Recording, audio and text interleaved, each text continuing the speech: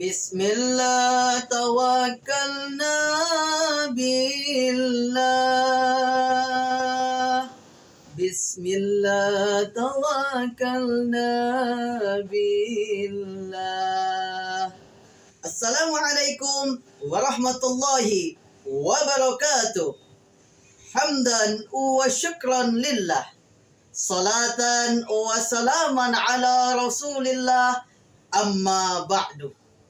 Sahabat aksi yang dimuliakan Allah Subhanahu wa taala.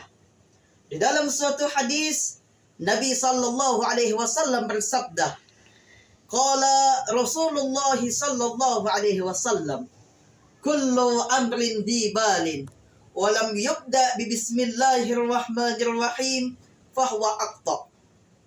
Beliau sallallahu alaihi wasallam menjelaskan kepada kita semua bahwa ucapan bismillah adalah ucapan yang penuh dengan keberkahan, ucapan yang sangat dahsyat, sehingga di dalam semua aktivitas kita dianjurkan untuk mengawali dengan mengucap bismillahirrahmanirrahim.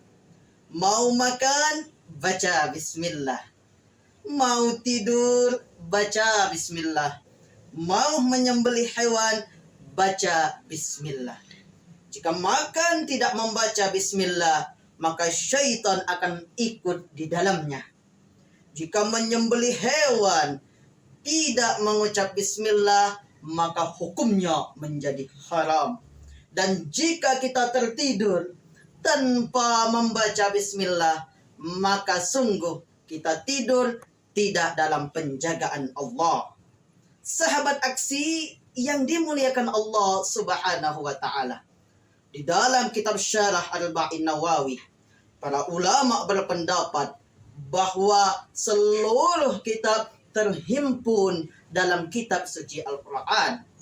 Dan kitab suci Al-Quran terhimpun di dalam surah Al-Fatihah.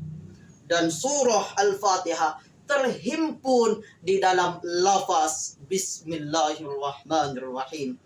Dan lafaz bismillah terhimpun pada huruf ba, yang artinya bi kana ma kana, bi yakunu ma yakunu. Karena sebab Allah segala sesuatu yang telah ada menjadi ada, dan karena sebab Allah segala sesuatu yang akan tercipta akan juga ada.